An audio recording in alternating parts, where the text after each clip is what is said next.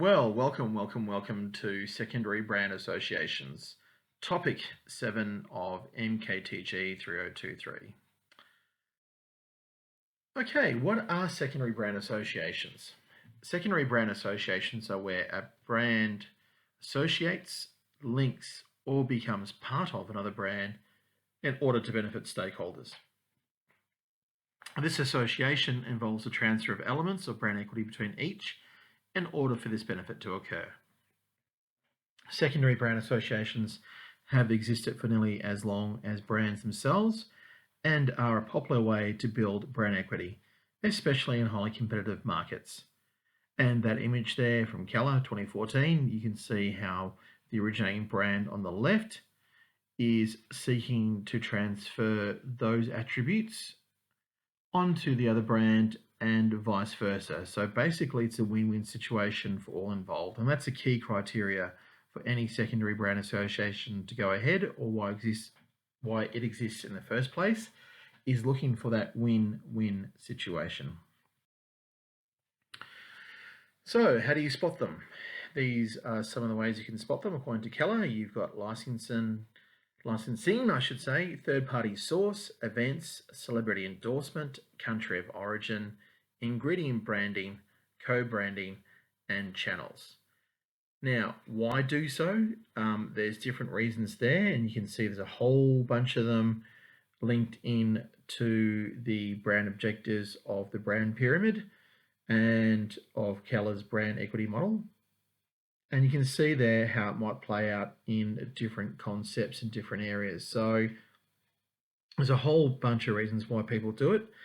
As I said, it's always the benefit involved, though, the win, you might say, for both the originating brand and the brand being associated with.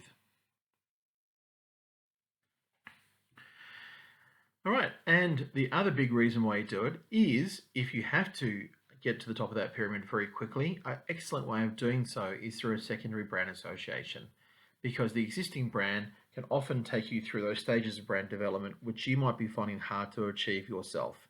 So this is the other big reason why people do secondary brand associations.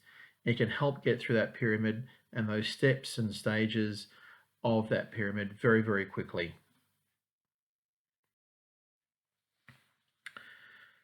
So should we be fussy with who we associate with? That image I took on the way down to Bega one day. It was actually down to the south coast before the bushfires. And if you look there, you can see a secondary association happening even in that image itself. So Bega is the brand, and you can see the secondary association is with the environment, the grass, the landscape, the cow even. It's also tying up with Australia, so you can see how that association works on different levels for the brand of Bega itself. So things you need to consider and look at is what company makes the product, where that product is made, where the product is purchased, related people, places, or things. So these are different ways you can also have secondary associations. The extent, though, to which an entity can be leveraged as a source of brand equity depends on, most importantly, I think, consumer knowledge of that entity. If the consumer is not aware or has no knowledge of that entity, it's going to be very, very hard to make any sort of benefit of that other entity. It's also how easy the appropriate associations or responses to the entity transfer to the brand. That's based on, as I said, just awareness, but also memory and experiences of the other brand the consumer may have.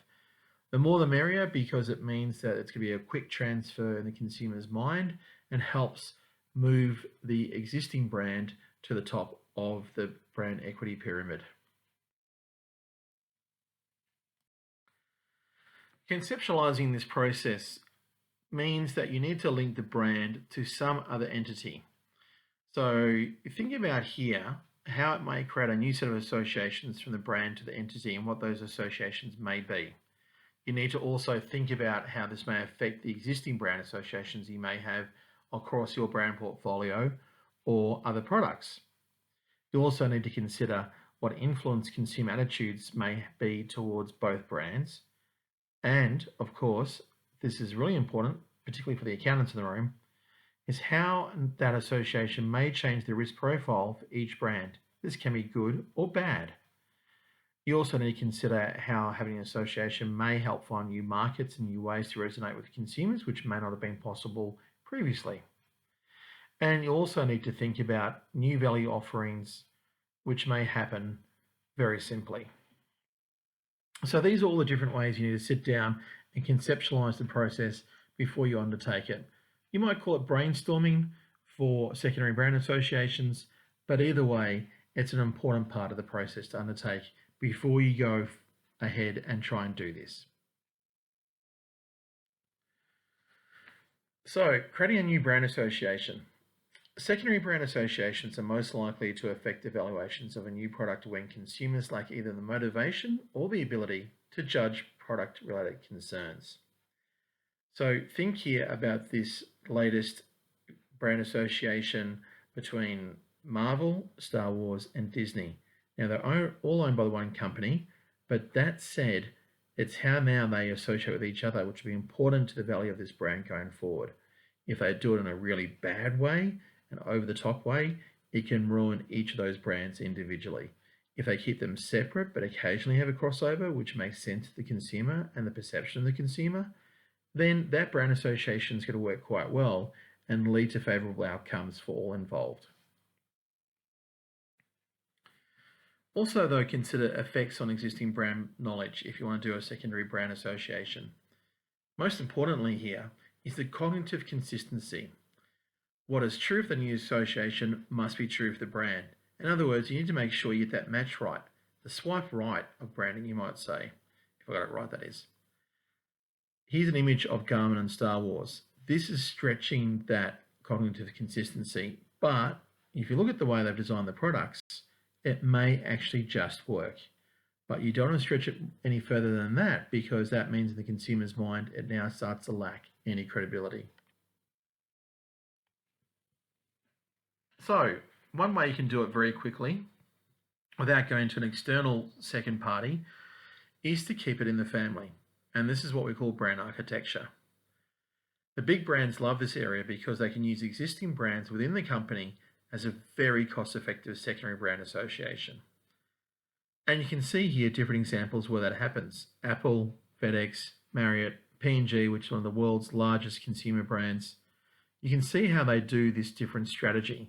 And each of these have a name: branded house, sub-brands, endorsed brands, and house of brands. Although it's not really covered a lot of detail in the course for this semester, it is something good to study and read up about, and how it may apply and help you out in the future. But due to if you have an existing customer-based brand equity in one of those brands, then it's an excellent way to create a very, very valuable brand very quickly, as you can see there from the examples of Apple. But you can see how P&G also leverages off its secondary brands to create quite a successful portfolio of brands across the entire company, which is worth literally in the hundreds of billions of dollars. Another excellent way you can do secondary brand association is through country of origin or geographic location. It can be linked to the brand to generate secondary associations, as we can see here with this image of IKEA Canberra, where IKEA plays on its Swedish heritage through the colours of its brand, but also the design of the store itself and even the location of the store near the airport bring up to us very quickly in our minds associations of travel and also then to Sweden. Consumers can choose brands originating in different countries based on the following criteria. Number one, their beliefs about the quality of certain types of products from certain countries. In this case, the IKEA example, Sweden. Most of us have a very high perception of products made in Sweden. Secondly, the image that these brands or products communicate. In this case, having an IKEA product, for many people, might try and brand themselves as being a bit stylish and Euro. And for other people, they might be saying it's part and parcel of university life is getting an IKEA product. But it can also create strong points of difference very quickly and very easily. And we see this as well with Australian products such as R.M. Williams, the outfitter, which uses its country of origin effect to create a strong point of difference against competing brands in the marketplace. Another way you can do secondary brand associations is channels. And on this example, we probably see the most successful secondary brand association of all time, Amazon's marketplace. It's probably worth hundreds of billions of dollars every single year to Amazon itself, and is a good reason why that company has grown to be one of the largest on earth. And the founder, Jeff Bezos, is now worth literally close to $100 billion himself personally. But looking at different ways here, how channels can be used, you can use a retail store to indirectly affect brand equity through image transfer process. That can happen if you walk into a store, like I said before, the IKEA, where you walk in there and you feel like you might be in Sweden or a place in Scandinavia. That is part of doing an image transfer in the consumer's mind. Retailers will also have their own brand images in consumers' minds due to following associations. Product assortment, think here the Reject Shop is a good example. Pricing, again, think maybe perhaps Kmart here is a good example, or the Reject Shop. Credit policy, think about Harvey Norman and how much it makes credit policy a key part of its marketing efforts. And the quality of service, which might be the case with a luxury hotel. Customer base can also be expanded by tapping into new channels of distribution. In other words, having different channels to sell your products. For example, Krispy Kreme selling products through 7-Eleven can help them find new consumers and expand their product offering.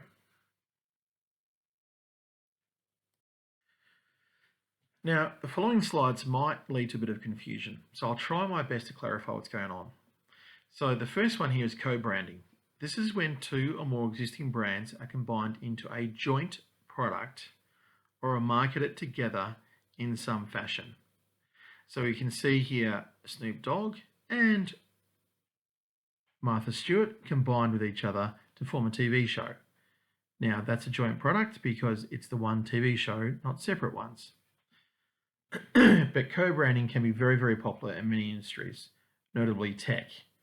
But what you're key to looking at co-branding here is to make sure they're in a joint product, not the one product, but lending each other's names to it differently. So would have to be two brands coming together to form the one product. Ingredient branding, on the other hand, creates brand equity for materials, components, or parts that are contained within other branded products. Branded ingredients are often a signal of quality. So think here of laptops, which might contain Intel chips. Those Intel chips are part of the ingredient of the product, but are not a joint product with the laptop brand itself. Uniformity and predictability of ingredient brands can reduce risks and reassure consumers. One good reason why Qantas, in this example to the right, uses Neil Perry as their chef of their food service on their planes. It helps reduce that risk in consumers' minds that they're not getting just plain old bland airplane food. Ugh.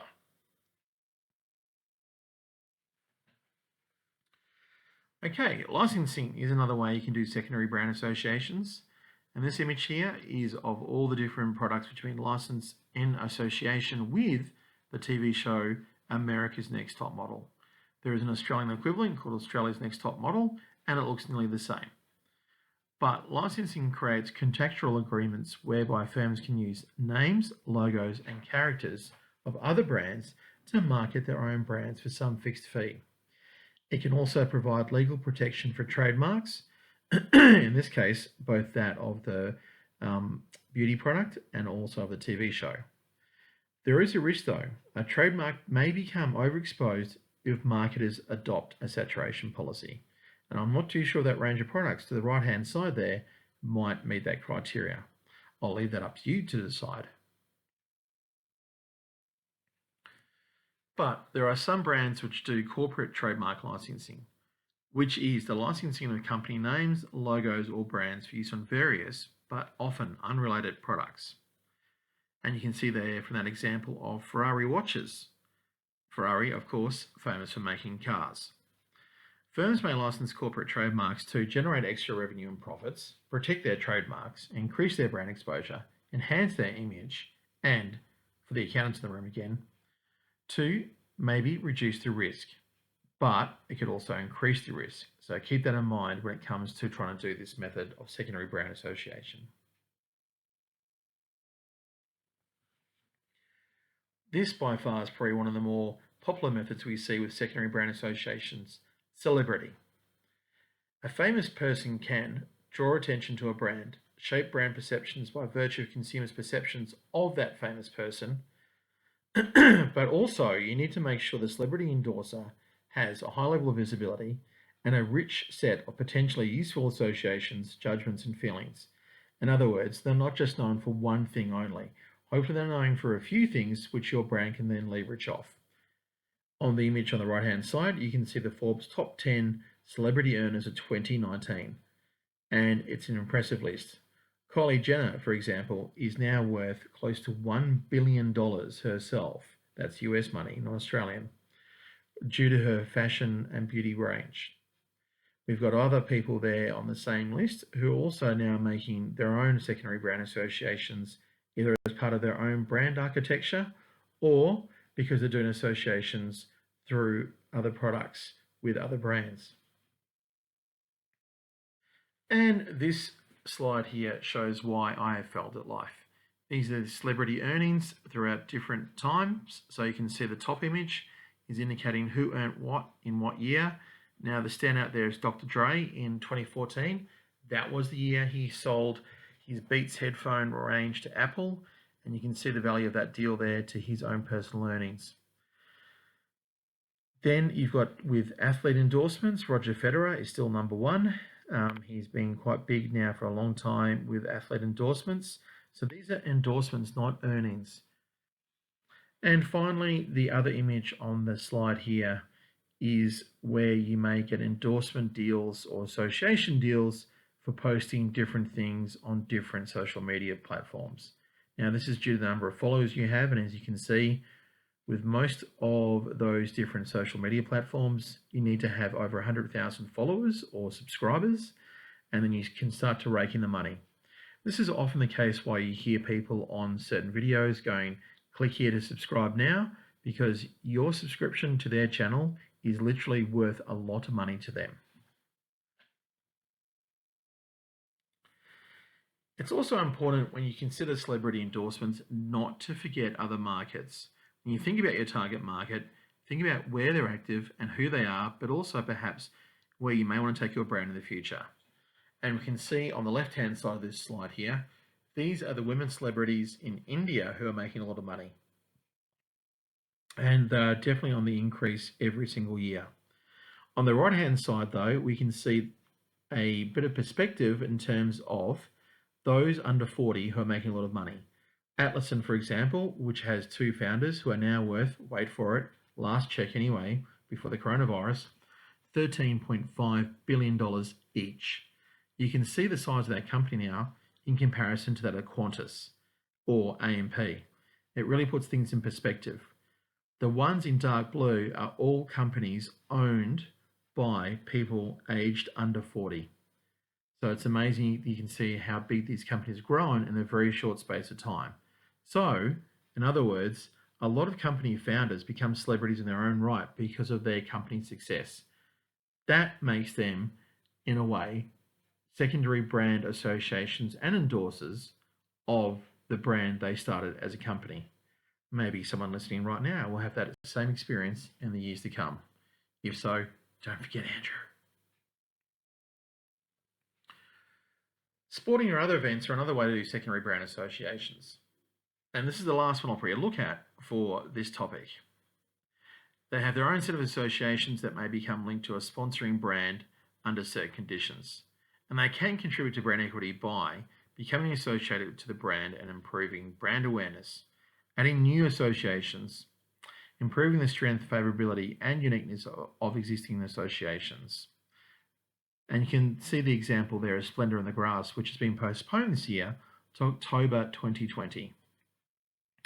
Now, I've done a sponsorship here or tie-up with Smirnoff, and each is associating their brand with each other in terms of looking for a favourable outcome on the condition of you having a lot of good times up at Splendor in the Grass later on in 2020 when hopefully the coronavirus is becoming just a bad memory.